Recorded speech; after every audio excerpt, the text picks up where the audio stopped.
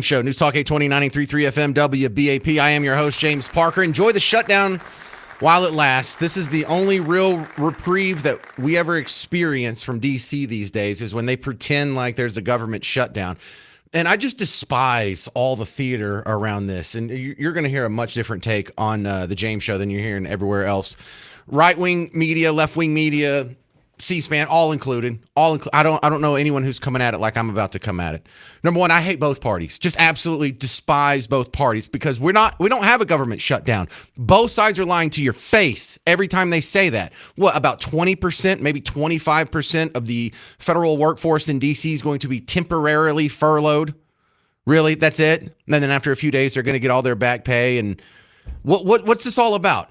Either the Republicans want to maintain the spending levels at the Biden spending levels that they griped about for 4 straight years. And then when they got into power in January, they're like, well, we need to raise the debt ceiling or we're going to have a government shutdown. And tell you what, James, we're just going to do it this one time. We're just going to do a clean, continuing resolution to keep the spending levels at the same so we can have the government running and get these things done. And then we'll make cuts. And then we'll come up with a new deal. And then we'll do some rescissions packages. Remember being told about rescissions packages earlier this spring? I do. Where is it?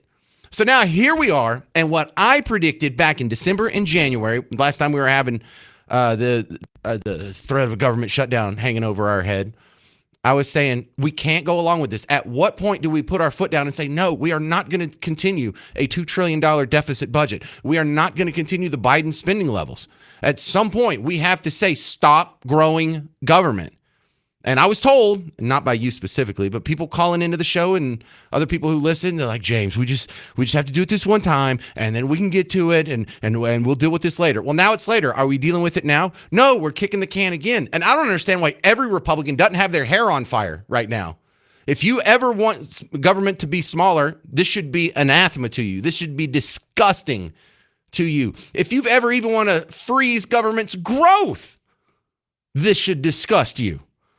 But you realize what happens. We have a baseline budgeting system, which means there's built-in expected increases in growth in government across all budgets every year as just a matter of law. We're continuing to do that. The status quo is growing government. Now, when I cuss Republicans on a day like today, that doesn't mean I'm pro-Democrat. You guys are even worse. You're like, oh, yeah, $2 trillion deficit every year. Rampant inflation, that's just not enough. We've got to give away more money. We've got to print more money, inflate it, give you a bigger pay cut, and that's what they're fighting for. So both sides are fighting for bigger government, and one side is fighting for even bigger government. When they talk about the threat to democracy, meaning the American people should be able to get together, and if we all agree on something in a large enough majority, that we should be able to force our representatives to represent us in such a manner. But the American people, the American voter, is never given that choice. That's a threat to democracy. That's a threat to national security, the economy, your ability to maintain your standard of living. This affects you. And at no point can the American people go vote for a political party that actually wants to shrink government. That's a threat to democracy. If no matter what you go choose at the ballot box, you always get bigger government, that's not democracy. That's not representative republics. That's not a constitutional republic. So, pardon me if I sound overly disappointed, but a pox on both of your houses, Republicans and especially Democrats. What do you do? What are you supposed to do if you want smaller government? Who do you vote for? See, this is why I'm not a registered Republican, definitely not a registered Democrat. I register as a libertarian just reluctantly as hell because there's too many freaks and weirdos in there. And I'm not an open borders guy. But if no matter who we choose out of Democrats or Republicans, government already grows, that's a problem. We're getting screwed. You're getting screwed. Whether it shows up on paper or not, you and me both got a 25% pay cut over the last 5 years since all the extra spending from COVID. You know, we had the deficit down to like $400 billion a year, which is still gross. But after COVID, we shot it up to, there was like a $4 trillion deficit or something stupid like that. And then it's been $2 trillion a year ever since. We're still not in an emergency. Are we in an emergency? I'm sorry. Are we still in the COVID emergency? Are we at a time of war? Are we in World War III? What is going on that we need a $2 trillion deficit? You know, the last budget before COVID, what did I say, $400 billion deficit? Why does the deficit have to be 5 times higher than it was in 2019? Do we have a significantly bigger population? Did we get a whole boatload of new territory I don't know about? So with that ugly setup, there was a press conference that happened about noon, kind of 12:30-ish our time today. And this is another thing that ticks me off, is both sides are trying to blame each other. Bro, you should be taking credit. I got Carolyn Levitt first, then you'll hear from JD Vance. Chamber of Commerce, the world's largest business organization, called to immediately pass the Republican clean CR, saying, quote, shutdowns are harmful to the economy, the American people, and our national security. And even Democrat Senators Cortez Masto and Fetterman acknowledged that their party is betraying the American people with this costly and chaotic Democrat shutdown. Enough is enough. Democrats need to stop sabotaging our country and holding the American people hostage. Hang on a second. You should be bragging. You shouldn't be saying it's a Democrat shutdown. You should be like, hell yeah, it's a Republican shutdown. We're tired of government growing. We want to cut some things. I don't mind if a few people get furloughed, or maybe we'll furlough them permanently. Whatever you have to do. Listen, just enjoy it while it lasts, because right now, just for a brief few hours, you're sort of getting a government shutdown, like 20% of it, 20% of people that shouldn't even have a job, shouldn't even be suckling off the taxpayer teat. And that is within FCC compliance, so don't at me. For a brief few seconds here, though, just enjoy it. We have like 20% smaller government in D.C. Don't worry, it's going to blow up in a couple of days, and they'll come back and they'll agree on the Biden spending levels with maybe a couple of extra things thrown in there. The government ultimately won't get smaller, but just for a brief moment, can just let's appreciate it while we can. Because right now, I am not buying what's coming out of DC. They are maintaining an illusion that something important is happening. They are maintaining an illusion that there's a big fight here. But Democrats, what the hell are you fighting? This is the Biden spending levels. This is the levels you forced down the Republicans' throat twice in the last year of the Biden presidency. Remember, there was another debt ceiling fight before that, another government shutdown, a couple of pretend concerns in 2024 about something similar. So the idea that the Democrats find this completely unacceptable is based only on a couple of reforms that were made over the summer in the one big beautiful bill, where they reinstituted work requirements for food stamps and some other social programs. And then also there was an effort to reduce the amount of Medicaid that went to illegal immigrants, not eliminating it, just reducing it. So that's all they're fighting over. This is unacceptable to me. It should be unacceptable to you, but I don't really feel comfortable telling you what you should and shouldn't believe. But until we get one party that's serious about this, you're never going to get rid of inflation. You're going to constantly have annual pay cuts based on the profligate spending, the deficit. 800-288-9227, 800-288-9227. Coming up next, you'll hear JD Vance at a press conference about 2 hours ago and his thoughts on the shutdown. I'm James Parker. It's News Talk 820, 93.3 FM, WBAP.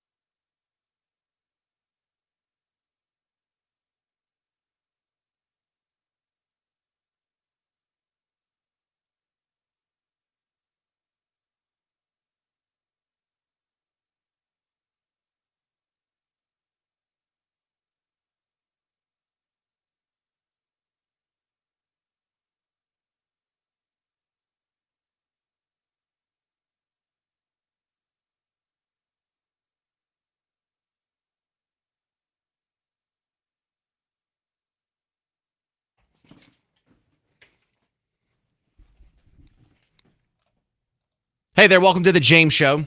Are you enjoying the shutdown theater that's happening in D.C. today? Is anybody buying this?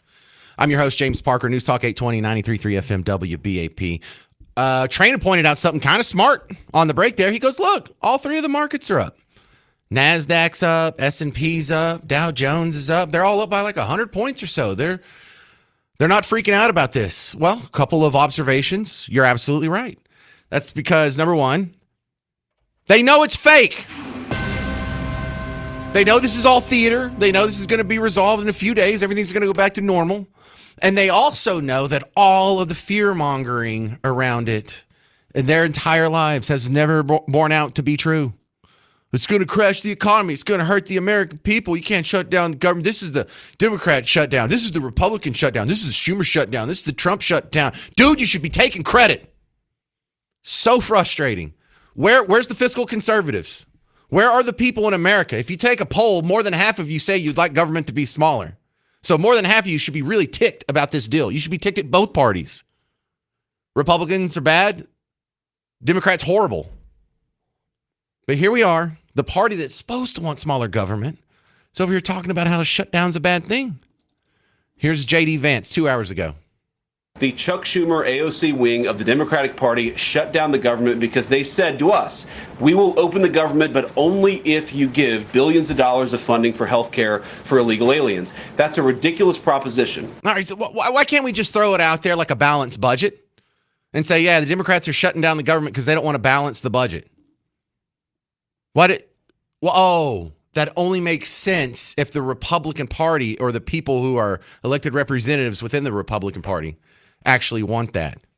It looks like they don't. They're not even trying to balance the budget.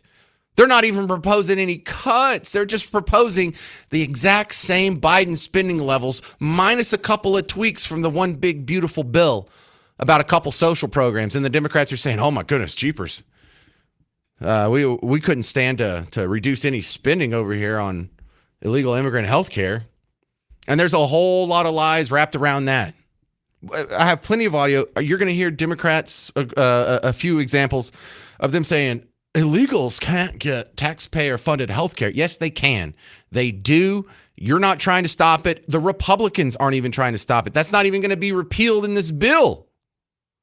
And they're using some very clever word games. So there's going to be a lot of people who get their pants pulled down, metaphorically speaking, on the show today. This is John and Terrell. You're on WBAP. Yeah, thanks for taking my call, brother.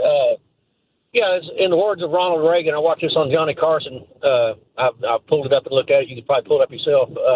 What the whole deal is you're right. Both sides are just one is as bad as the other. And what you want is less government. You want them out of your back pocket. You want them out of your business.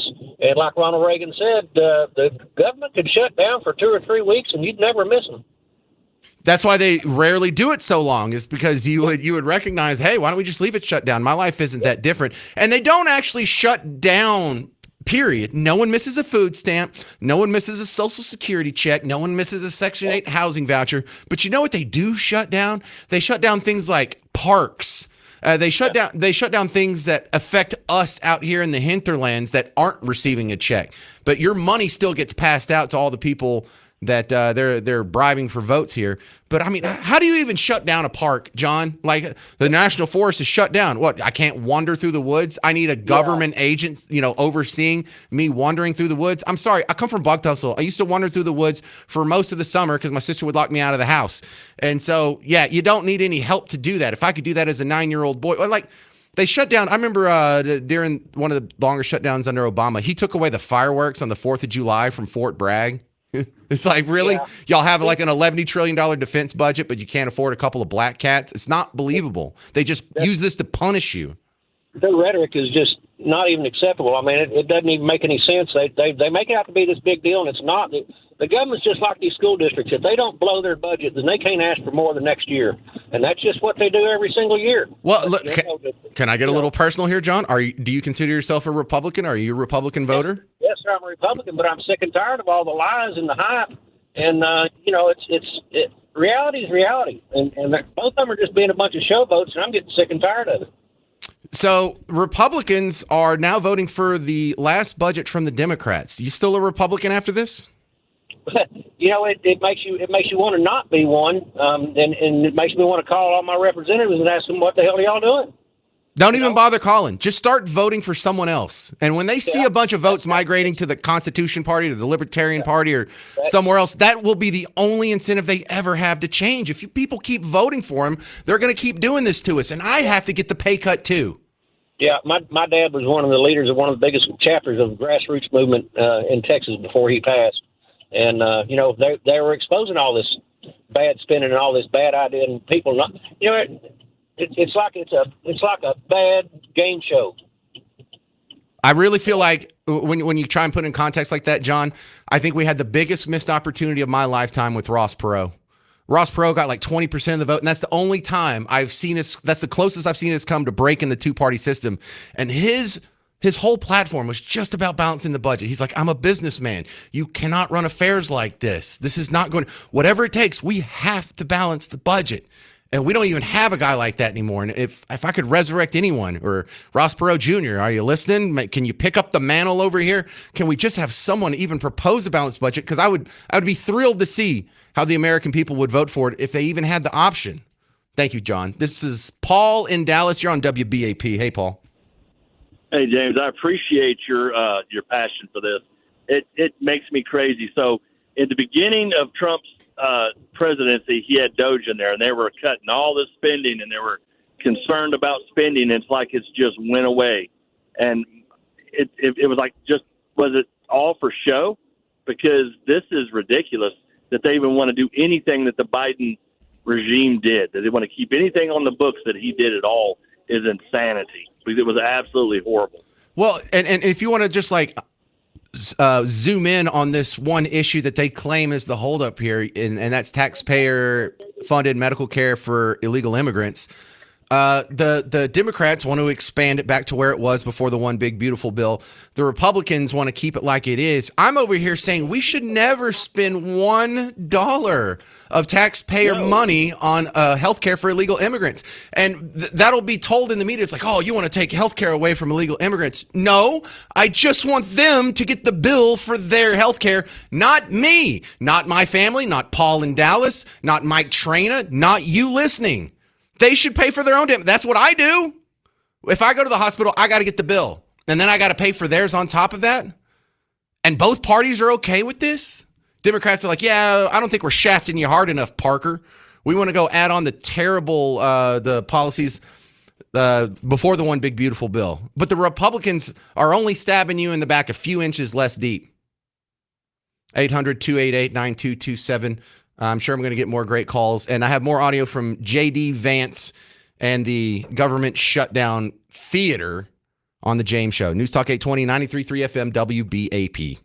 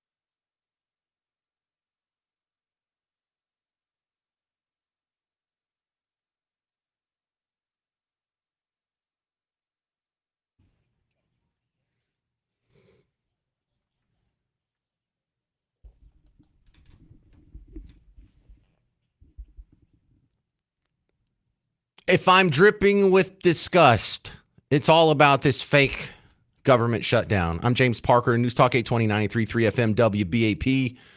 Welcome to the James Show. I'm not buying any of this for a second. This is all theater. And here's my prediction. Give it a day or two, maybe 3, 4. They'll come to some agreement. Government won't be cut. Not 1 cent will ever be cut from one of these budget shutdown impasses. And then things will get back to normal. And by back to normal, I mean an almost $2 trillion annual deficit. I mean almost 3% inflation. So you're getting a pay cut. Do you understand how bad inflation is hurting you? I know how bad it's hurting me.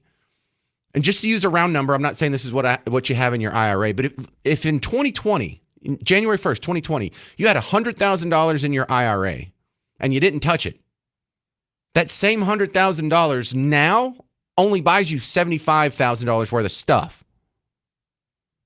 Yeah, you're being robbed. You're being robbed and you're getting a pay cut, and it's on a monthly basis. Every month that they don't balance the budget, or at least reduce the deficit to something smaller, is a month you're getting behind. I mean, are you getting constant raises at about a 5% clip every year? I'm not.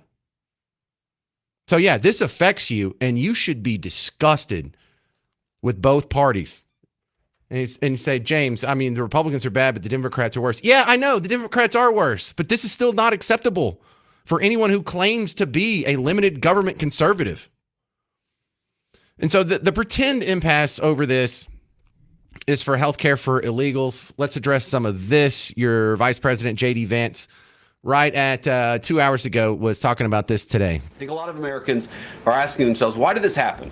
Why did the Democrats shut down the government despite, as Caroline said, voting on the exact same piece of legislation 6 months ago?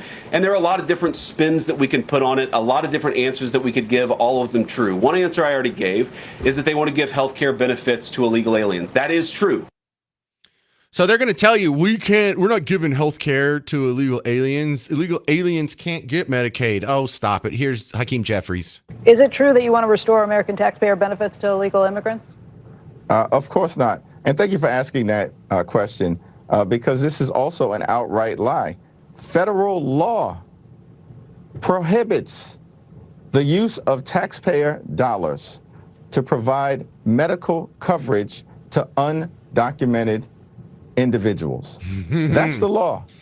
Boy, that's dishonest. Medical coverage, not medical care, not medical treatment, not medicine itself, just the coverage. And that sleight of hand means what he's saying is true, but it's intentionally misleading to people out there, because what Hakeem Jeffries is talking about is you can't get a conventional, ongoing, comprehensive coverage through Medicaid if you're an illegal. And by that, I mean, you can't have a primary care physician that's covered through Medicaid, and you just show up for like an annual physical to get checked out. But for any illegal, no matter who wins this government shutdown, Republicans or Democrats, whenever it's done, the next day, if you're an illegal immigrant, you can still go in any emergency room in America, get treated, and then me and you are stuck with the bill. It is covered by Medicaid. So it's a sleight of hand. And he was more sloppy about it. I picked this soundbite up in June, and I pointed this out because this is when the one big beautiful bill discussion was starting to bubble up. And he was trying to say the same lie. Illegals can't get coverage, comprehensive coverage through Medicaid. And under current law, undocumented immigrants are already ineligible for Medicaid, the ACA exchanges, and for SNAP benefits. Not a single undocumented immigrant in this country gets a dime in federal taxpayer dollars for any part of comprehensive Medicaid coverage. Not one. Now, technically that's true, but if you take the word comprehensive out of it, it's not true anymore. So then listen to this, but take comprehensive out, and you'll see what a just ugly lie this is. In federal taxpayer dollars for any part of comprehensive Medicaid coverage. So you're saying they can get it through Medicaid coverage, just not the comprehensive part. Boy, that's dishonest. So yes, Democrats are fighting to have even more of your tax dollars go to pay for the medical care of illegals. Republicans want to keep it at the status quo, where they do continue getting medical care at your expense for illegal immigrants, it's just not going to be, air quotes, comprehensive. So both sides are screwing you. One side's just trying to screw you a little bit harder. Isn't this great? Isn't this a wonderful government shutdown? 800-288-9227. This is David in Bedford. You're on WBAP. David! Fine, we'll go to Dawn. Hello. Oh, no, you're back now. You must have hit mute. Hey, David. I did. Sorry about that. Just in time. Hey, no one disagrees, and we all agree that, the Democrats are far worse than the Republicans. But listen, President Trump has to work within the system. He is a different guy. We know that. He's having to work within the system, and he's going to destroy the Democrat Party. It's going away. They cannot lay on what they're doing and expect to win next year. It's impossible. They're winning right now. He is fighting to Absolutely. continue their last budget. He is fighting on behalf of Democrat priorities right now. Yes, but he has to work within the system as it's laid out before him. The bottom, if we don't do something, the bubble is coming. Even President Trump talked about this future bubble that's going to destroy everything if we don't get it under control. But here's the problem. We need to have powerful people like President Trump, J.D. Vance, and all the others in charge. It matters who's at the top. If the bottom ever collapses, we don't need a Joe Biden and his people at the top to reestablish everything. We need people like President Trump and others who believe in this country. Okay. And unfortunately, our system works within this unfortunate overspending. Yes, we're going to get it at some point, but it may collapse before then. Okay, David, I promise I'm not being rude to you. I don't know you, but this level of contempt you hear in my voice is because I am putting you in this crowd of people who have been telling me this for 20 years that, well, just for now, we've got to stay in power. We've got to work within the system. We can't do it now, or we'll just do this now, then we'll do it, and then we'll do it later. When is later? When does later come, David? What's your cutoff? We've never had a President Trump either. This guy actually, we have had a President Trump. His name is President Trump. And he had 4 years to do this in 2016 and 20. This is the only guy you can actually say that about. But yeah, he didn't do it. He didn't do it his first 4 years. What makes you think he's going to? They were trying to jail him. He has them over a barrel right now, and they know it. They better leave this crap. And if he had him over a barrel, balance the budget. He doesn't have him over a barrel. I know. But what's your cutoff, David? How much is too much? How many of these do you have to go through before you say, "Hey, man, can we cut government? I'm not doing this anymore." Let's just put it this way. This crap that's going in the inner cities right now and the violence that's going on, that better get under control because it could lead to a whole nother world if that doesn't get under control. No, dude, I'm just saying. David, this is exactly what I heard in January. Yeah. I'm not – hey, listen, people we need to have a better control of our spending. Absolutely. I keep saying and kicking it down the road one more time. But my God, I mean, the people are waking up and saying these people want coverage for illegals. Bro, I'm sorry. I think I just have a personality flaw because this whole Lucy and the football thing, that would work on me twice. I see you people just get fooled by it every 6 months for 20 years. Do you not have a cutoff? What's your cutoff? How many of these can you go through before you say, hey, Republicans, I'm going to stop voting for you if you don't even try to balance the budget? 800-288-9227, 800-288-9227. More calls, and also coming up next, Hillary Clinton is making the same case J.D. Vance made about medical care for illegals, but this soundbite's from the 1990s, and they are totally indistinguishable. I'm James Parker. It's News Talk 820, 93.3 FM, WBAP.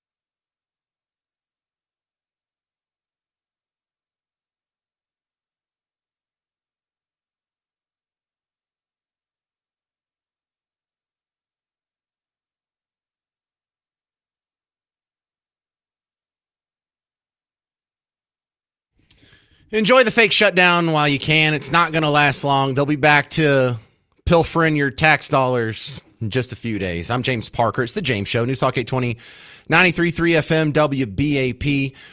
Now, you just heard me. If you're just joining us, I was playing the pretend fight that they're having about this government shutdown. The pretense is this is about illegals for healthcare for illegals. Said that backwards.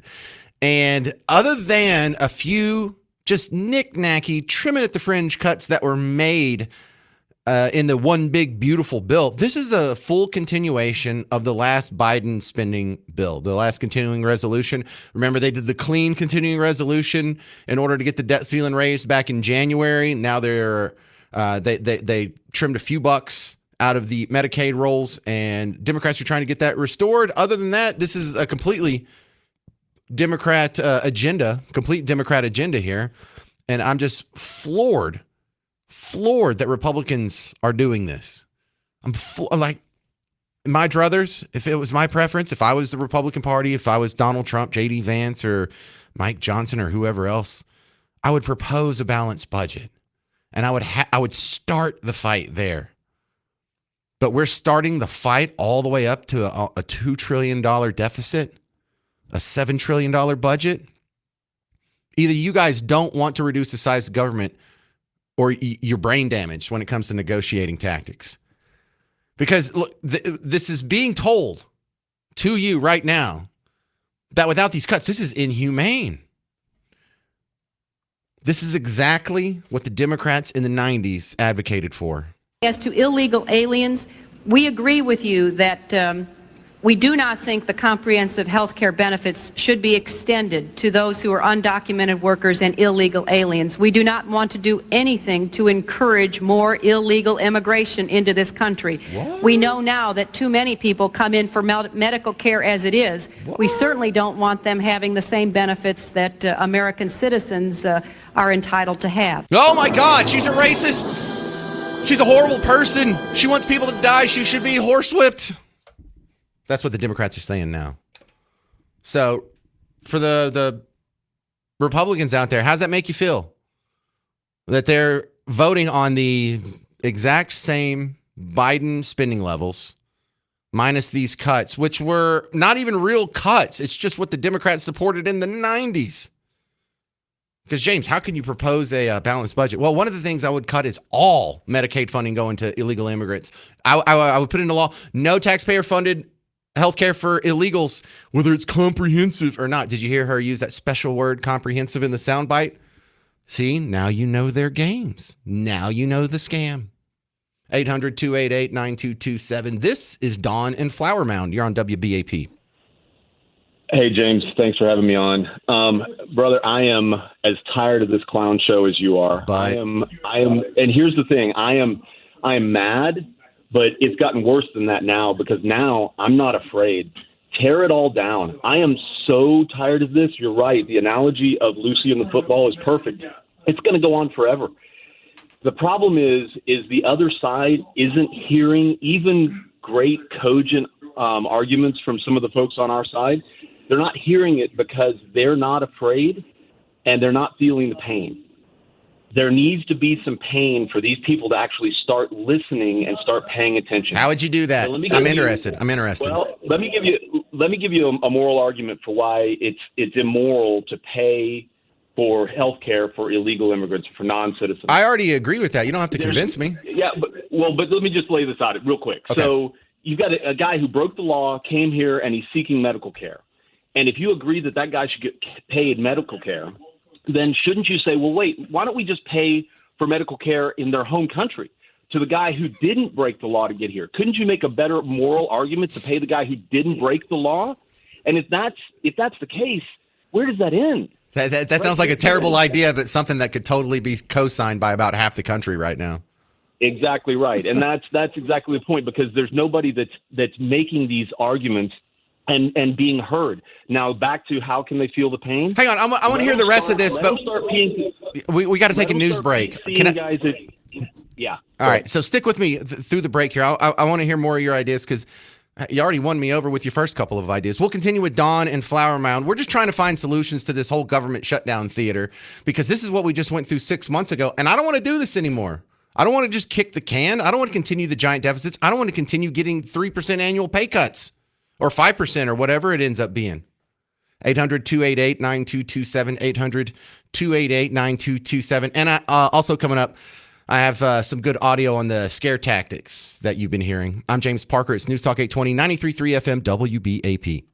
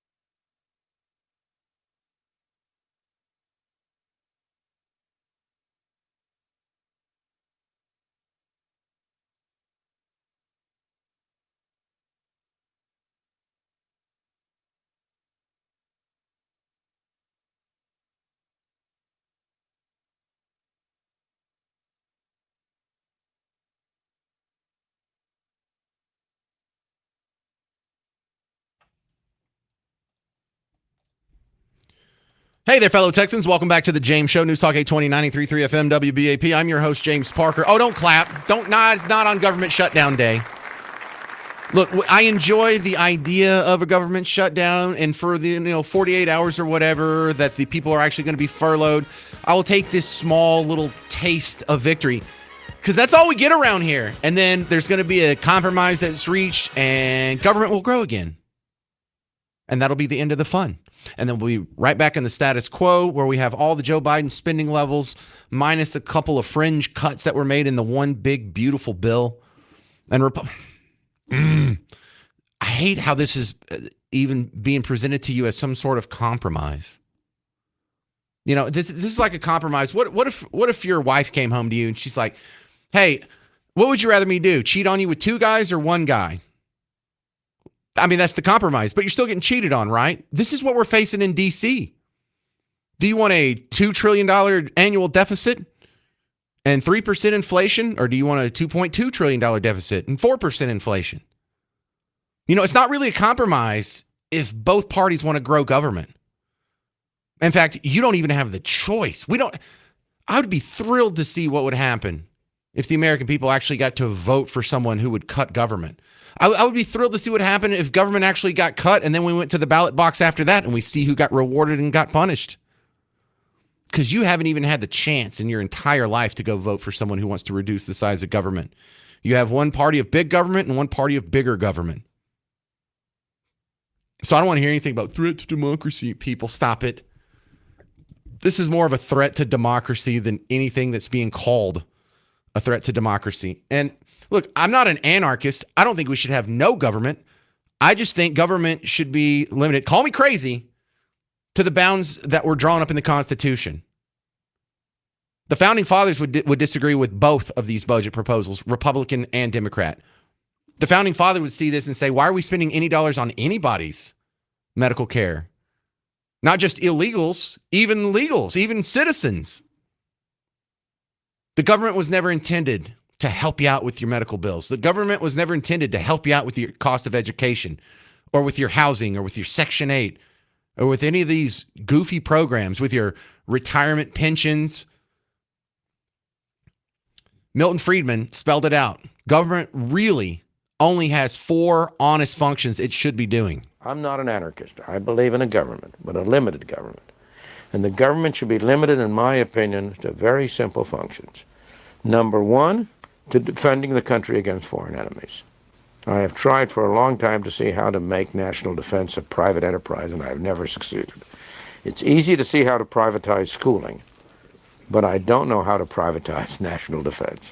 A second function of government, and one which it performs very, very badly, is to protect the individual citizen against abuse and coercion by other citizens, to keep you from being hit over the head, mugged on the street, your house broken into, and so on. And I believe that the government performs that function very ineffectively because it's doing so many things it has no business doing.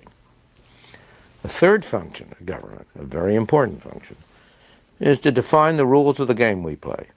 What's private property? If an airplane flies 10,000 feet over your house, is he violating your private property? If he flies 10 feet over your house, is he violating your private property? There's nothing natural about where the line should be drawn. So we have to have some mechanism for making the rules about that, and that is an appropriate government function. And fourth, it's appropriate for government to provide a mechanism for adjudicating disputes about the meaning of those rules, a judicial system. Those are the 4 essential functions of government, in my opinion, and those are the only functions that are essential. There may be some other areas in which if you started with nothing more than that, government might conceivably do more good than harm. But from where you are now, if you could only move back in that direction, it'd be marvelous. Love me some Milton Friedman. Okay, we continue with Don from Flower Mound, who was actually dazzling me with some pretty good ideas in the last segment, so we held him over for this segment. So Don and Flower Mound, with the extra context I've given you, continue, please. What would be your solutions, and how do we get to a better system of governance? Okay, so I tried to make the point that the uninformed are not paying attention. They're not listening, right? They're not hearing even the cogent arguments that are coming forward. The way you make them feel the pain and have a stake in it is you go to some of these big hospital or all of these big hospital groups, United Healthcare, whoever else, and you say, hey, listen, if you want to have access to Medicare dollars and the patients that bring those dollars in, we need you to do two things. The first thing is we're going to set a maximum number of people that you can see per day, and we're going to base that on quote unquote quality of care. Okay. And then we're going to make you keep track of how many of those patients you saw that are legal immigrants and those that are illegal, and you need to post it on the door to the emergency room and post it on the front page of your website. And then let the people who come in at 4:30 in the afternoon who can't get in that day because they've already seen their quota go, wait a minute, they saw 12 illegal aliens today, but they can't see me, a tax-paying citizen. And that's when people will start paying attention. And the thing that's great about that is you can do that by executive order because that's administrative. No, man, but that's more government, and that's not going through like Congress to pass the laws that we all got to live by. So this is just a law by dictate. You know, you're dictating laws there. I don't like that. I mean, it might work. I just, principle speaking, I don't like that. And we're trying to do something like that in Texas. We passed the law 2 years ago saying that you have to put a box on the form to check if you're legal or illegal. And we already have some problems. We have a bunch of doctors here in Texas who got on TikTok and they're like, I'm telling my patients they don't have to fill out that box, especially if they're illegal. And so we're not getting real reporting requirements or whatever. And I don't think more government is the solution. If you don't want to play by those rules, then you don't have access to those Medicare dollars. I mean, that's easy. What I'm talking about would shrink in that scenario. More people that don't play by the rules don't get access to those dollars. I'm actually shrinking government. All right. Well, that's closer to what here's what I want. How about just no Medicaid? How about just no Medicare? Well, amen. Yeah. Amen. Well, if that's what you believe, then From stop your making mouth to God's compromises. Make them compromise their principles for 5 seconds. I agree with you. Yeah. All right. Well, it's worth hearing you out. Thank you very much, Don and Flower Mountain. At least you're throwing ideas out there. I appreciate that. Don's a thinker. Give him credit for that. 800-288-9227. 800-288-9227. More on the bogus kabuki theater that is the fake government shutdown coming up next on The James Show. You want to hear CNN argue with Mike Johnson next? That's on The James Show. News Talk 820, 93.3 FM, WBAP.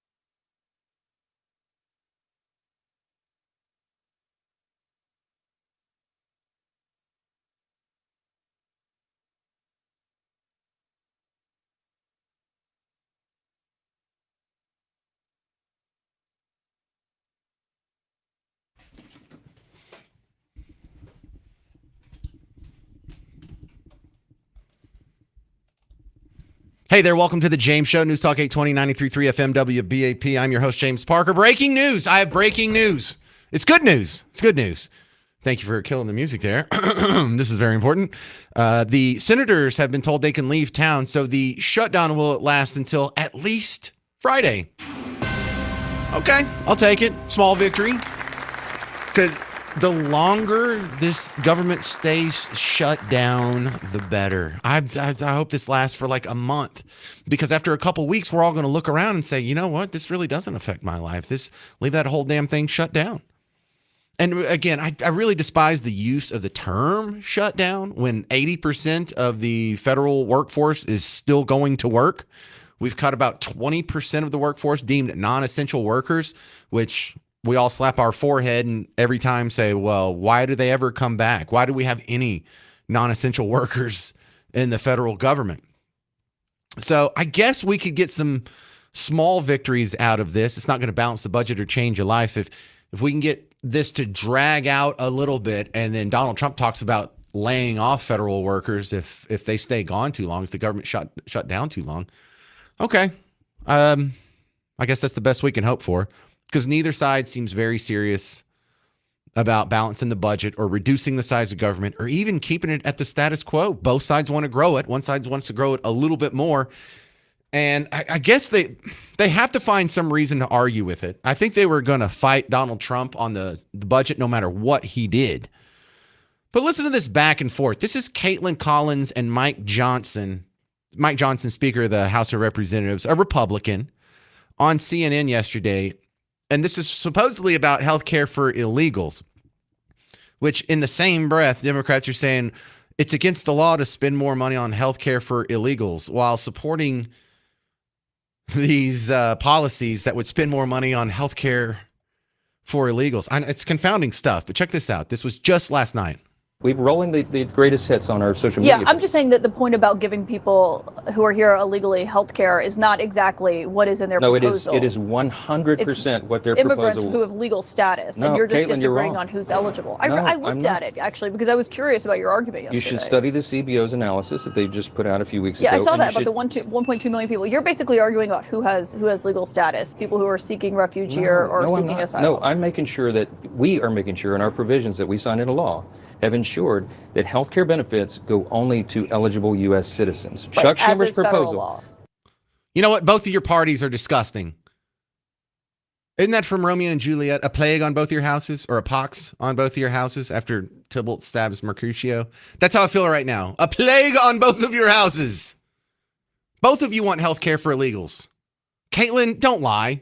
You like health care for illegals, and no one's trying to really get rid of it. Mike Johnson, don't lie. You're not trying to get rid of health care for illegals. You're just trying to trim at the edges, because both Democrats and Republicans are continuing this idea that any illegal immigrant can walk into an emergency room and get covered and get Medicaid, get you to pay for it. When they say Medicaid pays for it, or when they say it's covered, that means you're getting the bill. So no, neither one of you are acceptable in my eyes. You got Mike Johnson, who wants to continue giving them free medical care at your expense. And you got Caitlin that wants to spend even more money on illegal immigrant health care at your expense. Both of you people are terrible. Both of your parties are terrible. Unacceptable. And this is what the shutdown's over. Fine, stay shut down. I hope it stays shut down for the rest of my life. I know that's not going to happen. In fact, they'll probably work out a deal on Friday, but I guess we'll take what we can get in the meantime. 800-288-9227. Meet. Oh, hey, look, it's Richard Richardson. You have an easy to remember name, sir. Richard and Richardson. Hey, thanks, James. Hey. Listen, I agree with you on just about everything you say. But this one? What are you? No. This Okay. one is good. But they're the uniparty. They're all the same. I voted for Donald Trump 6 times. I can't vote any harder. He has the Congress and he has the Senate. He has both of them. Not one of his executive orders have they turned into law. Not one of them. Okay? He's done nothing. He said he was going to get rid of the IRS. He has both houses. They've not even brought it up. There's a guy named Jeffrey Epstein who is supposedly dead, who apparently has something on everyone there. because, it was really good fodder when he was running for office to say, yeah, we're going to release all that information. They're not going to release any of it. Yeah, I mean, I doubt Epstein's playing into this because you don't need to come up with some sort of conspiratorial inspiration for people to want to grow their own power. That's just been a natural of human instinct going all the way back to the dinosaurs pretty much. But man, I really thought you were going to throw a butt in there somewhere. Well, the only thing I've heard of change was the Convention of States to try and hold some of these people's feet to the fire, make a balanced budget, do this. You don't have to balance a budget if you're the people printing the money. Right. That's why they don't balance a budget. They print the money. But the Convention of States started around 2010, maybe longer than that. I don't know. I got involved in it and said, yes, we're gonna hold their feet to the fire. And it's still just, every couple of years you'll hear of another state jumping on board. But I don't know why everybody can't get involved in it and make some changes to the Constitution. But I do know why nothing changes. And the only thing changed in 1776 was by the tip of a spear or the barrel of a gun. Other than that, nobody wants to change anything. Well, they don't want to change anything because we don't make them. Ultimately, they're politicians. They don't have firm principles that they stand on. They'll do whatever they have to do to keep their job. And until we decide, unless you balance the budget, you're going to lose your job, they're going to continue this. We're not holding their feet to the fire. I only have so much blame for the politicians themselves because we're not the one. No one gets upset when they don't balance the budget. Even the guys who want government to be smaller, even the Republicans out there, when government grows, they're like, we'll keep voting the same way. That's fine. We're not gonna change anything. We'll just keep going along with it. We can't vote for the Democrats. They're evil. And so, yeah, and as far as economics goes, which is the most important part of what they do in D.C., there is a uniparty. Now the parties aren't completely the same in all issues. At least we got a closed border.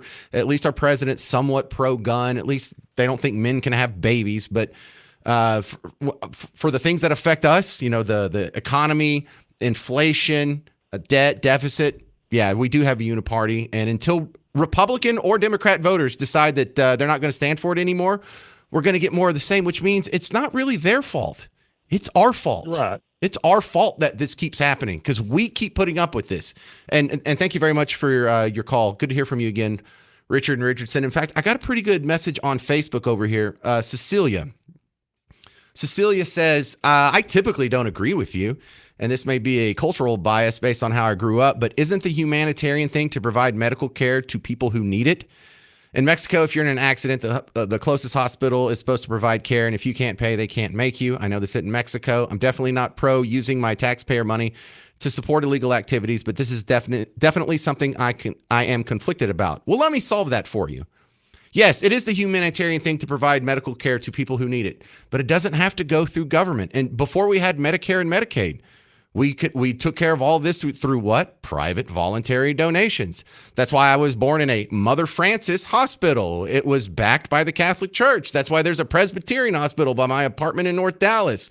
Or there's so many other, even a secular organizations like the Scottish Rite Hospital or the Shriners Hospital. That's a bunch of Masons, not a religion, just people who private voluntary donations give people free health care without forcing it through the taxpayers, without inflating your currency, without unbalancing the budget, without destroying our fiscal sanity in D.C. Yes, we should give them medical care, but not through the government. We can take care. We'd do better if we went back to taking care of this ourselves. That's what a capitalist system would do, not a socialist system and not this stupid hybrid stuff. 800-288-9227. If you got any comments on the government shutdown. Senators have left town, so breaking news, the shutdown will last until at least Friday, so we'll cheer for it to last as long as possible. And more audio sound bites from the back and forth in the media coming up on this on The James Show. News Talk 820, 93.3 FM, WBAP.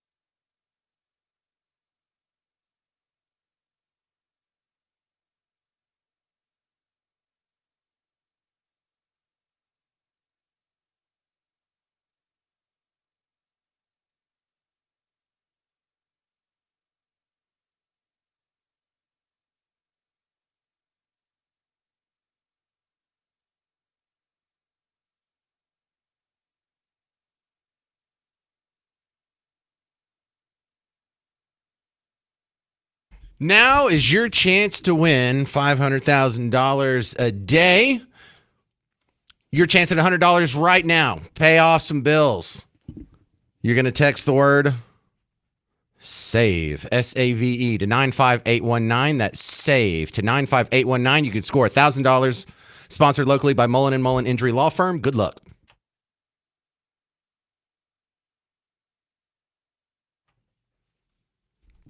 Hey, welcome to the fake shutdown show on the James Show. News Talk 820, 93.3 FM, WBAP. I'm your host, James Parker. Not very amused by what's going on in D.C. today. I love a good government shutdown. I hope it stays shut down as long as possible. I like what I hear about Trump saying if this thing stays shut down, we're going to be laying off a whole bunch of workers. My response is, man, go harder than that. Why not just lay them off now? Why do they have a job to begin with? Why didn't you lay them off yesterday? What are we waiting on to cut the government?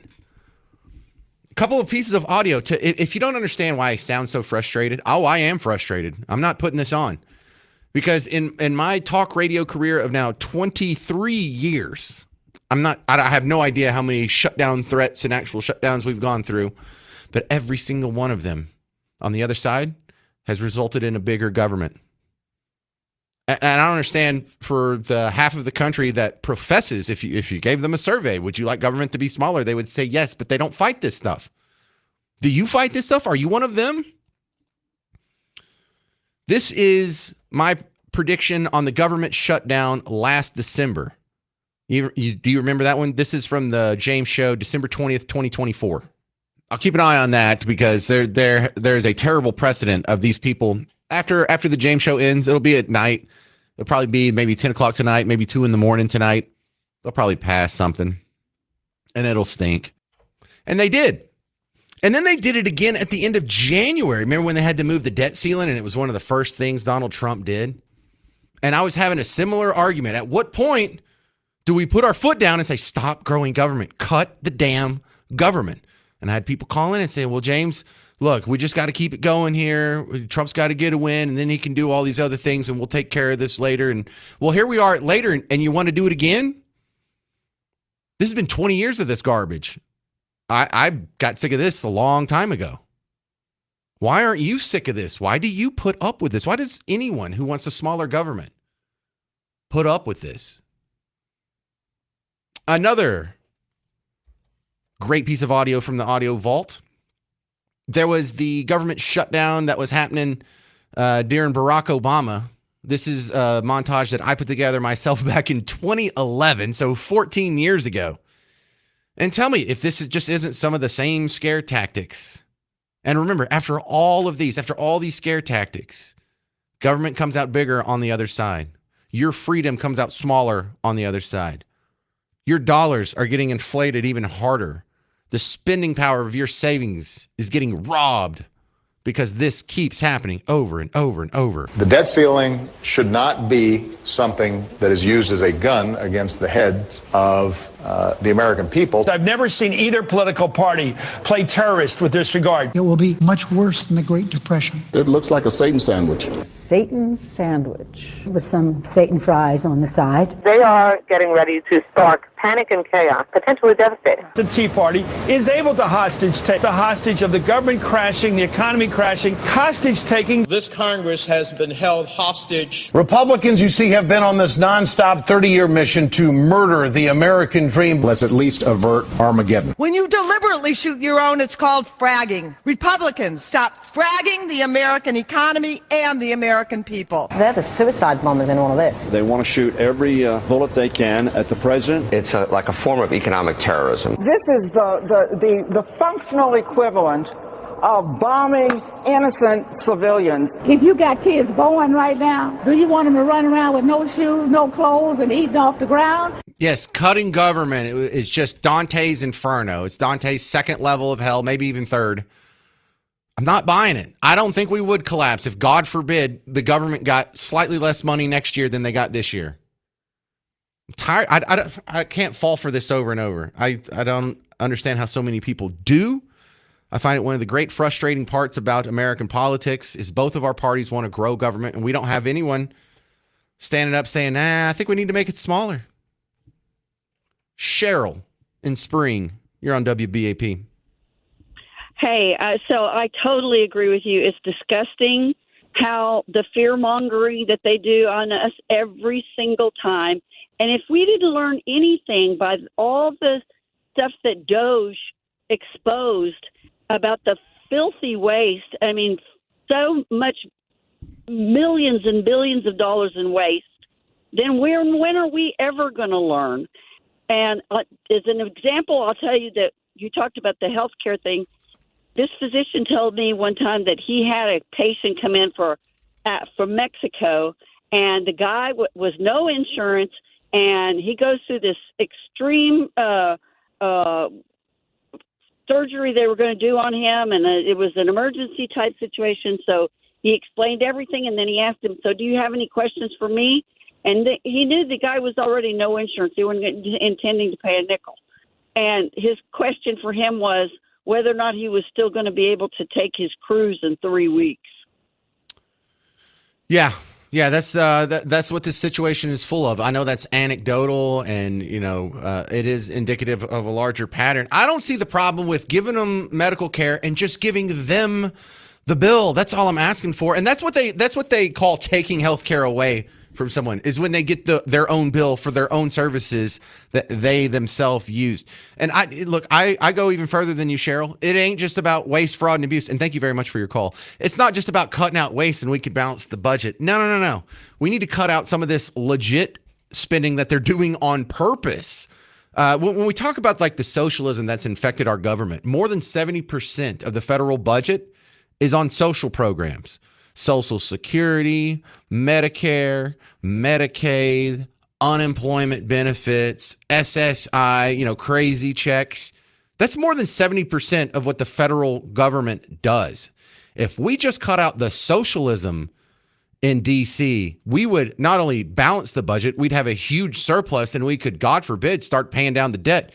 Hell, we could have it paid down in just a few years. And, ultimately, when I talk about I want to get rid of taxes as much as possible, I want to get rid of the income tax, people are like, how would you fund the government? Well, how about in the years that we run a big surplus, we do what colleges do. We set that to the side and we have an endowment. And then pretty sure we'll have an endowment that's worth hundreds of billions of dollars, maybe a few $1 trillion. And we could fund the government just from the interest on the endowment that we've left to our kids and grandkids. Wouldn't we be looked at a little better than leaving them $20 or $37 trillion in debt? All right, we're going to take a break from the government shutdown talk. My next guest just blew my mind last week. I had to get him on as soon as possible. Monty Bennett. He's a CEO of a real estate investment firm or whatever, but you know him around here. He's the guy who put through those HERO amendments in Dallas, and he's now trying to tackle the issue of crime and homelessness in downtown Dallas. And some of these statistics are going to blow your mind because you've never thought of them before. Monty Bennett next on The James Show. News Talk 820, 93.3 FM, WBAP.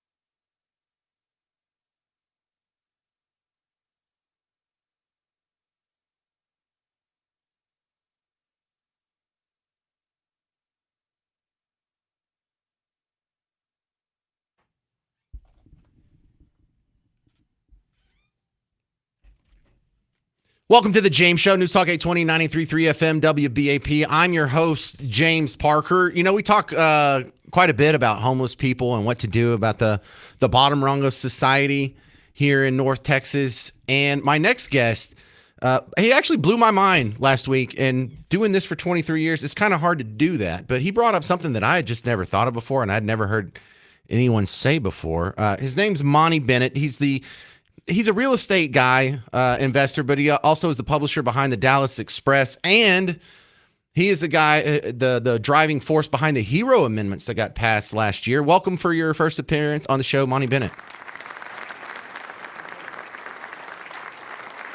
All right, so I forgot who else's show you were on. I like to pretend like other shows don't exist.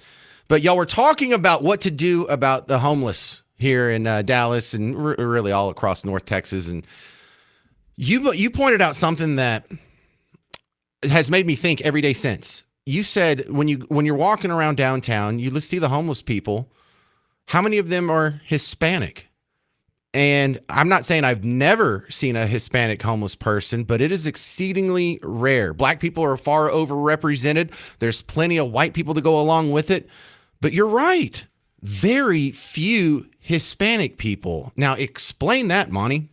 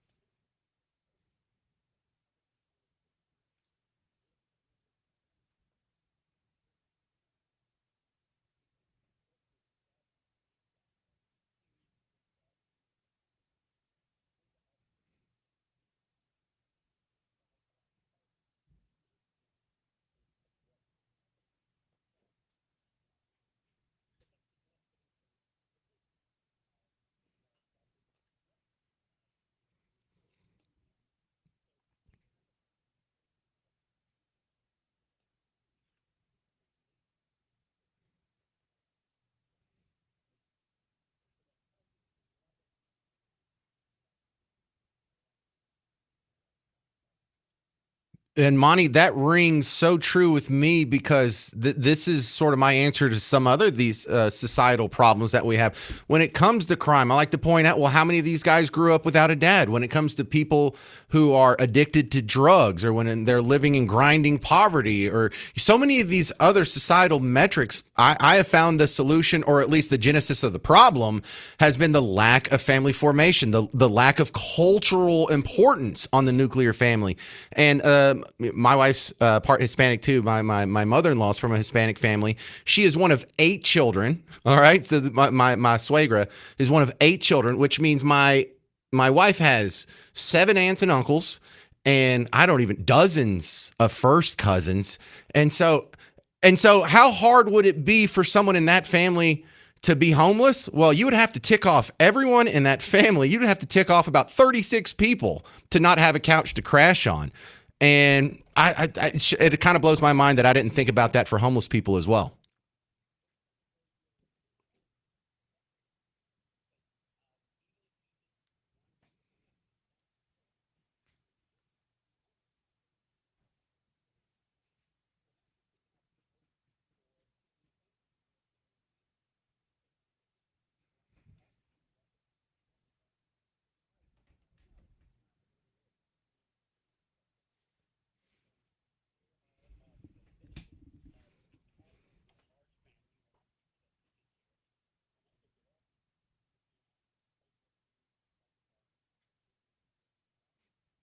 All right, Monty Bennett, I want to hit pause real quick. We'll continue with the publisher of the Dallas Express coming up because I want to talk to you about solutions next. You kind of delved into it in the other interview I saw last week. We'll pretend that didn't happen.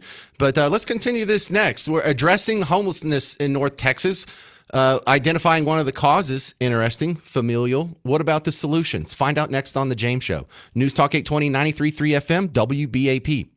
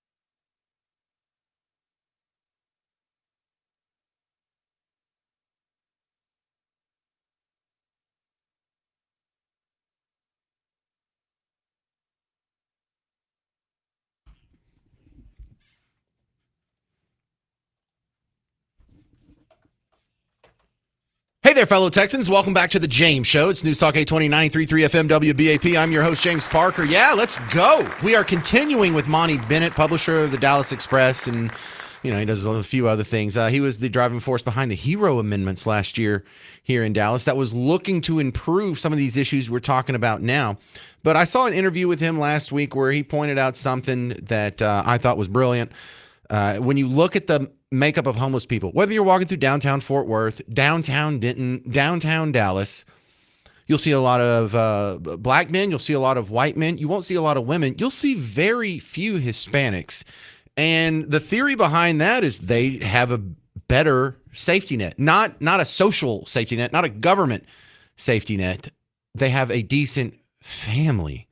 And so this is something that comes up, like, how do you solve homelessness? Or how, you'll never get rid of all homelessness, but we can do better than this, right? Well, this is the same answer on how do we get rid of so many criminals? How do we get rid of so many people going to prison? How do we get rid of so much the addicts and prostitution and high school dropouts and educational achievements?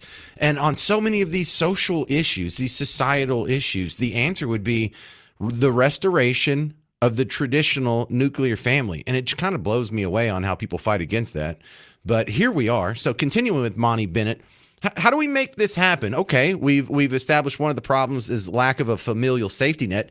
How do we get back to the nuclear family tradition that this country was built on, Monty?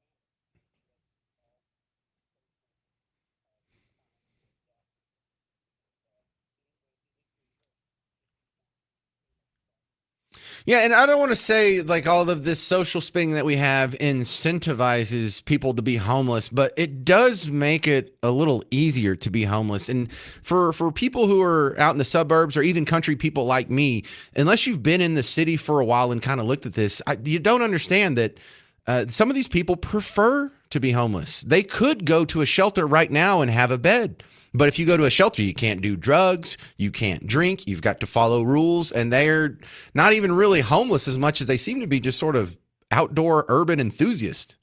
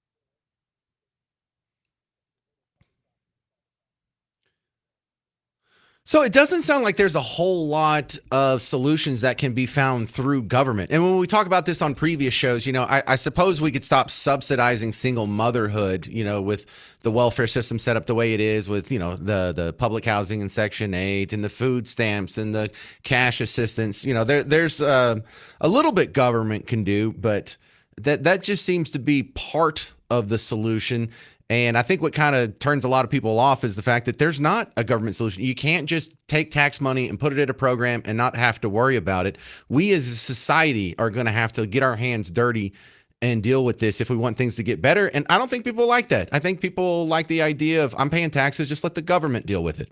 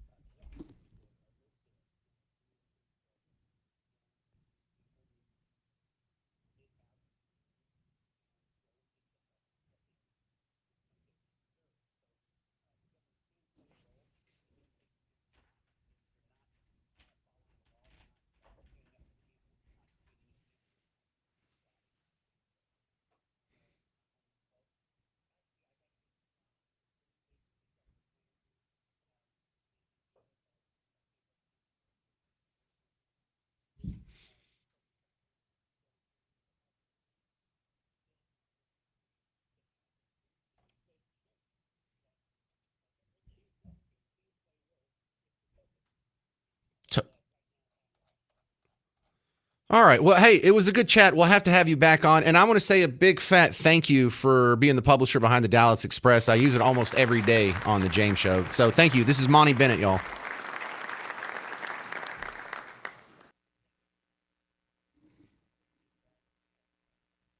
Yeah, go check it out, dallasexpress.com. Coming up next, this story about the former superintendent at Des Moines ISD.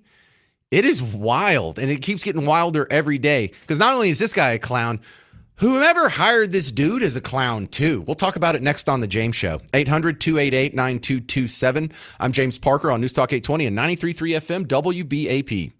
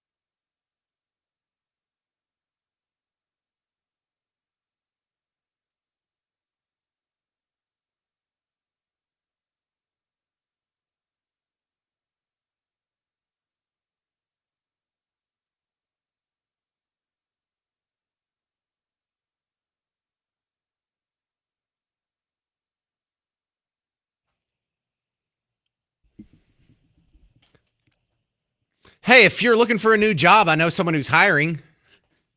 I'm James Parker, News Talk 820, 93.3 FM, WBAP. I'm talking about the Des Moines ISD. They're looking for a new superintendent. See what I did there? And apparently they're not real rigorous about the hiring process and filtering out their candidates.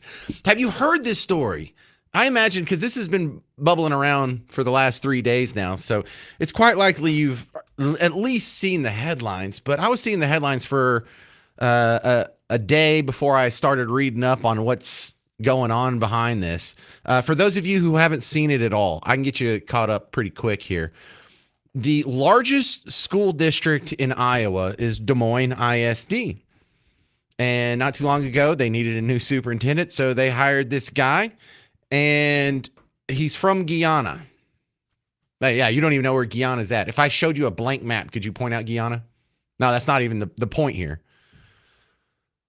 But he got let go when some dominoes started falling. He got in trouble, got arrested, and so they did a little more digging. And everything about this guy is a lie. Everything that was on his resume was a lie or somewhat misleading. But then yesterday I found out that this guy's not even here legally. Then I found out that he had been convicted of previous crimes and had a deportation order. And then I found out this morning that the degree he did have wasn't even a real degree. It was only like a 1-year sort of community college program in DC that was kind of just a title only. It wasn't the full educational attainment expected for someone to be the superintendent of the largest school district in Iowa. And so you may ask yourself, well, what kind of genius, what kind of brain trust of a school board would hire this guy? A guy who has no business being here, who should have been deported, who has a criminal record, who has a fake resume, although the crap on his resume was questionable and some of it was just downright fake. Doesn't have the degree. Did y'all not do any background checks on this guy? Did y'all not do any checking up and verification on the things that were on his resume? Did y'all not do any verification process on his education? Did y'all not pick some of this up in the interview process? Didn't you ask him direct questions about the administration of an entire independent school district? Like, how many cracks does this guy have to fall through to get a $300,000 a year job running the biggest school district in all of the state of Iowa? You couldn't get that job, and you're more qualified. Hell, you're legally allowed to be here. Sean Allen's more qualified than this guy. He would probably take it for $300,000 a year. I know as prestigious as news is at WBAP can be, that's still a pretty good deal. Well, I saw something, and I'm going to add something to this story that you probably haven't heard yet, even if you have been keeping up with this. Because they weren't talking about this on Fox News, but I accidentally gleaned this. When they were showing us the B-roll, do you know what B-roll is in TV? Like if I'm talking and you're looking at my face, and then they either put me in a side window and bring up this other window that has something related to the story, but you're not hearing the audio from it. That's B-roll. They were showing B-roll of the school board meeting. The trustees were kind of figuring out what to do now that all this the ceiling's falling down on them. Did you know that the school board for Des Moines ISD has 7 people, 0 of which are white men? Well, James, that's just their skin color. Come on. Women can do that job. Hang on a second now. Hang on. When we talk about representation and all these other facets, that seems to be pretty important. Well, because I'm told, how come the Republicans only have 1 black senator in a country that's 13% below? The representation's just not there. And you hear that when it comes to any other aspect of life, unless a straight white Christian male is getting slighted. And then all of a sudden, isn't diversity great? They have a full complement of DEI running the place. It's 6 females and 1 male. The 1 male is a black fella. Out of the 6 females, 3 of them look like they're white, and the other 3 look like they're, I don't know, something else. maybe a mix. I don't want to get into it because it doesn't matter. The point is, they're not white men. Wait a second. Isn't Iowa a pretty white state? Like, isn't Iowa one of the whitest states in the country? Yeah, it is. Doesn't it seem kind of weird that there wouldn't be any white males in a 7-person school board? Yeah, that is weird. Because the white population, about 86% in Iowa. 86% white. Not one white dude on the board. So this is all guessing. This is all speculation. I'll admit that to begin with. But let the point stand here that it appears to me that these people were falling all over themselves to virtue signal to each other how inclusive and accepting and liberal and awesome they are.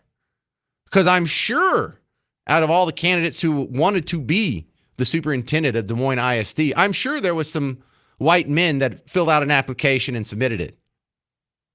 And I'm sure some of them are more qualified than the guy that got chosen.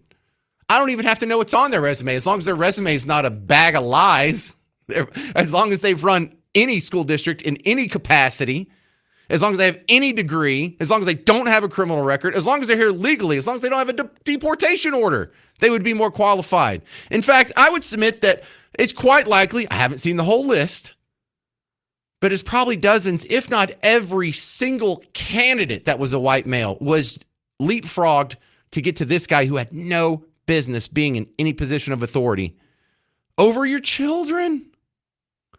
Yeah, if you want to know what kind of a mutated, disgusting mess public schools have turned into, this is the prime example.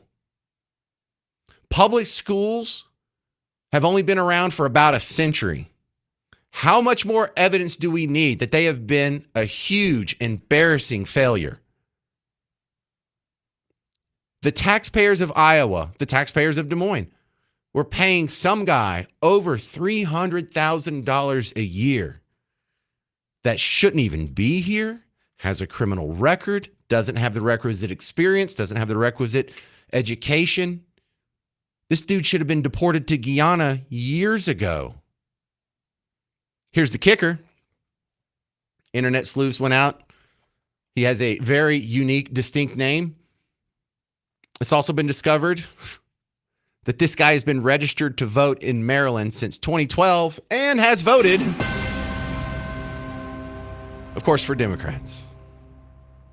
800-288-9227, 800-288-9227. My question for you is, do you know who your kid's superintendent is? Do you even know their name? Do you know if it's a man or a woman? Do you know their background?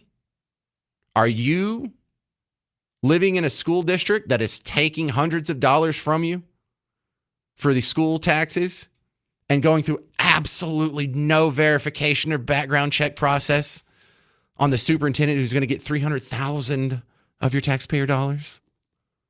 This is not a good look, public schools. And this is reason like 4,628 we should at least have school choice. I would go so far as saying abolish public schools. It's a failed experiment. In fact, I can hardly think of a worse way to educate our kids. And this Iowa story, this Des Moines story, should be the nail in the coffin on that argument. 800-288-9227, 800-288-9227. Coming up next, some audio from one of your favorite sheriffs from Florida, Grady Judd, on the James Show. News Talk 820, 93.3 FM, WBAP. Hey, football fans. James Parker here for the Prize Picks app. Now, I had a winning lineup last week. Don't want to brag too much, but I got to tell you, man, I got really saucy. I went out there and I did a 4-man lineup. You're like, why is that a big deal? Because you only have to do 2. The lineup is 2 to 6 players. You look at their statistics. You pick more or less. But when I was going through all the options, I just found some good opportunities here. You know, like last week, the Houston Texans, not a great team. They have a good quarterback. They're playing the Tennessee Titans.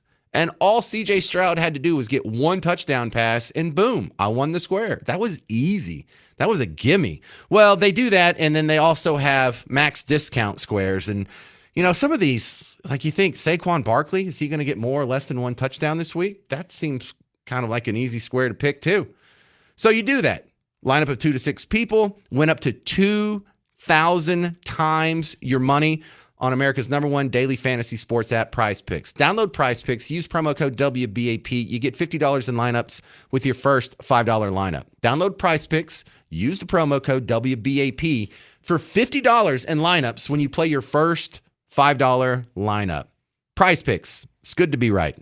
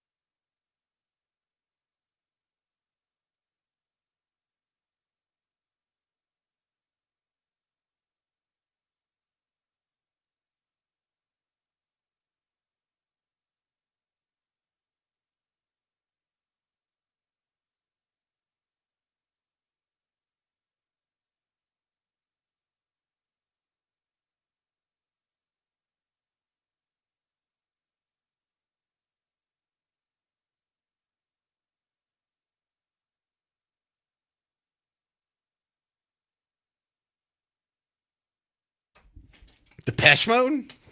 What are we doing here? Hey, welcome to the James Show, New Stock 820 93.3 FM WBAP. I am your host, James Parker. No, I'm not wearing eyeliner right now. I don't know where Depeche Mode came from. Is that you, Garrett?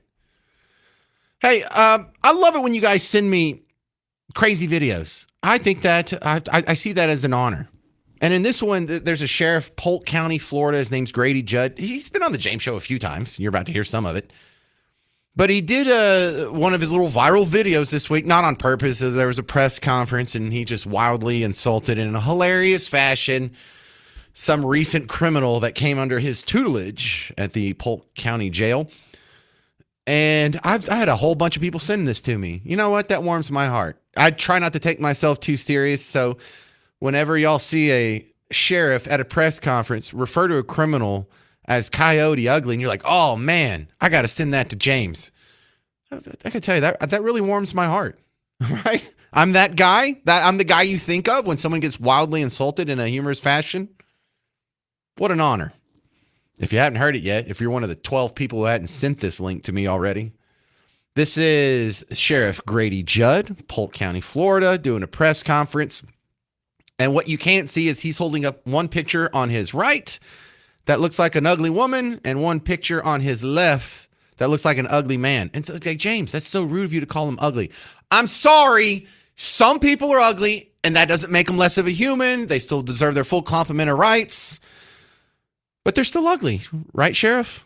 So you order up a prostitute, right? This prostitute lives with his mother, by the way. He's got a massive criminal history, a 21-year criminal history with 31 criminal charges. So you order up a prostitute, and that's what you think you're getting. Now, when you look at that, you go, man, that's pretty rough, but, you know, any port in a storm. And then the next morning when you wake up, you find out this is who it really is. Yeah. We call that Coyote Ugly. You see, he's laying on your arm in bed. You go, well, it was rough last night, but I've sobered up. I think I'll just chew my arm off and ease away so I don't disturb him or wake him up. Yeah, you know what? You don't have to explain Coyote Ugly. We all know. They made a damn movie about it 20 years ago. We know what Coyote Ugly is. Now, the best part of that video you can't see, when he says any port in a storm, which is, you know, I think I got that in my fortune cookie at the Chinese buffet last night. Now, but when he says any port in a storm, there's a sheriff's deputy that's over Sheriff Grady's left shoulder, and he's fighting it, man. He is trying so hard not to laugh. You see both of his lips curl under his teeth, and he's just kind of biting down on it. He's fighting for his life over there, because I don't know if he saw that one coming. When you look at that, you go, man, that's pretty rough, but, you know, any port in a storm. Your least classy friend tells you that all the time, doesn't he? Well, listen, I got that a bunch. Are you people not familiar? This is one of his bits. He likes to make fun of ugly people. And Coyote Ugly, that's not even his first rodeo. He also made a comparison to Rolex Ugly. When you find him in the bar at night, you know, you try to drink them pretty, and you wake up the next morning and you see this. Yeah, that's what we call Rolex Ugly. Rolex Ugly is you wake up the next morning and they're laying on your arm and your Rolex is there, and you just chew your arm off and leave the Rolex. You just got to get out of there. What, are a lot of people hooking up with questionable partners in Polk County, Florida? Because there's another one from last year that I played for you on the James Show where he compared this person to a mud fence. That makes sense? How about Jason Bathis from 43 from Davenport? Jason. This is our human trafficking and prostitution, folks. He's charged with offering to commit. This Jason Bathis, okay? When he walks in, you think, well, I have set up a deal with an ugly woman. And I think you would all agree that this guy's an ugly woman, right? This is what you really get when the makeup comes off. This is Jason Bathis. Now I want you to think about this a minute, okay? You decide that you're going to hook up with a woman. She comes in and she's already uglier than a mud fence. right? And then as you start to engage, you find out, hey, this dudette is a dude, and look what he really looks like. Yeah, he looks like he should have been in a Scarface movie someplace. I don't know. Anybody think like maybe like God's perfect and he knows more than I do, but don't you think he could have like backed off on the men's sex drive just a little bit, right? Like think about women. If you want to get women into the mood or to agree to the act, you've got to have a clean house. There can't be anything to worry about. No great emergencies going on. She has to be in a good mood. You have to be attractive and in working order, and everything has to smell good, look good, proper lighting. Kids aren't complaining, not making any noise. A little bit of privacy. Everything has to be settled. It's like a space shuttle launch. Guys are so just desperate. Not only are they willing to hook up with someone that's ugly as a mud fence or Rolex ugly or Coyote ugly, they're paying for it. Get a hold of yourself, guys. Not like that. Or maybe that is the proper accidental get a hold of yourself. That's probably better than the mud fence, dude. All right, coming up next on the James Show. There is a scary list of school janitors and other support staff that works at schools in Texas that have been arrested for child sex crimes just in Texas this year. All right, we know we have to watch out for the teachers and the coaches, but now we got to watch out for like the bus drivers and the janitors too. Find out how bad it is next on the James Show. News Talk 820, 93.3 FM, WBAP.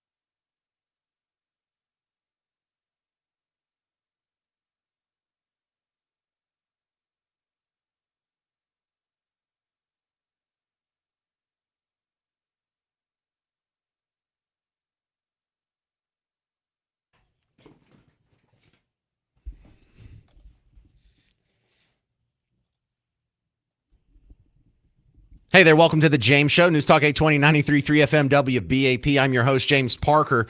You know, I was spelling out a couple segments ago how the misgivings of a superintendent in Des Moines ISD up in Iowa should cause you to be skeptical about the personnel that you send your cute little kiddos off to, or for some of you, your grandkids off to, on an almost daily basis here. You're like, do you really know who's over your kids right now?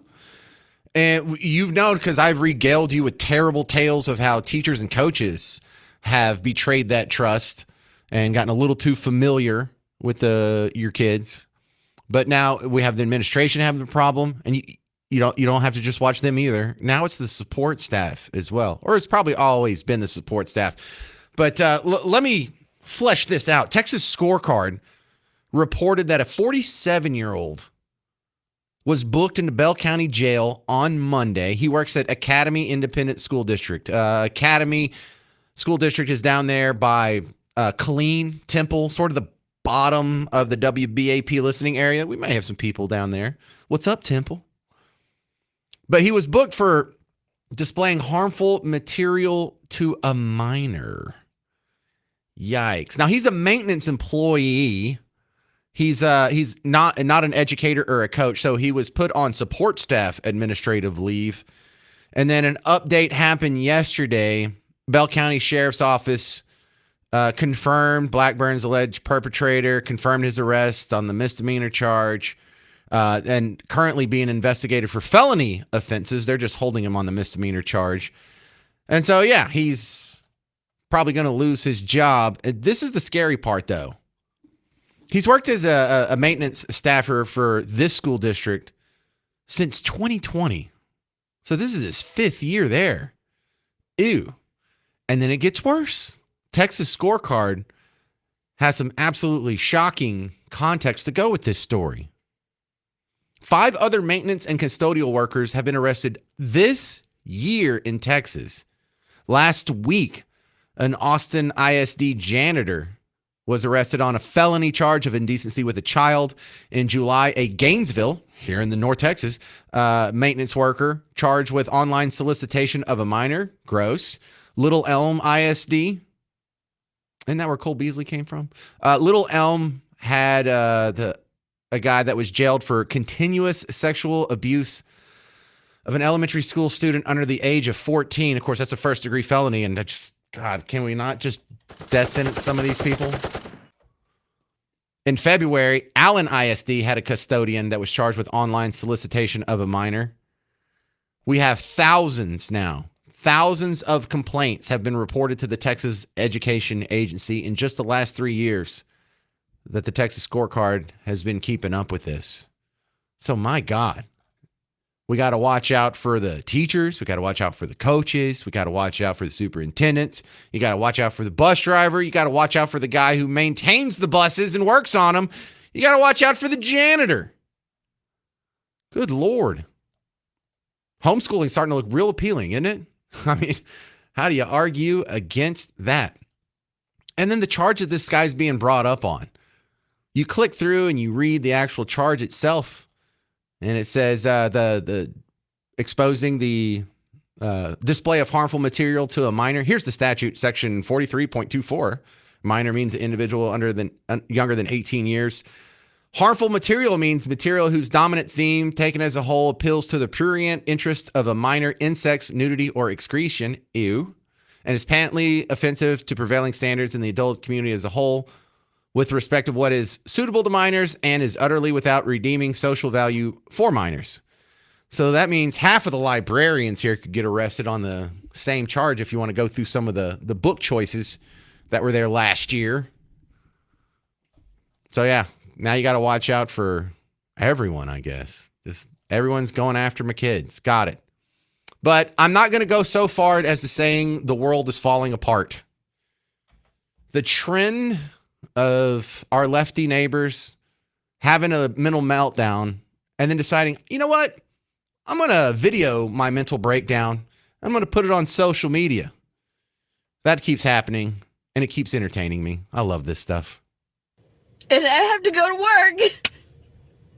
My life is falling apart, and I have to get up and go to work. The world is falling apart, but I have to go to work. Right?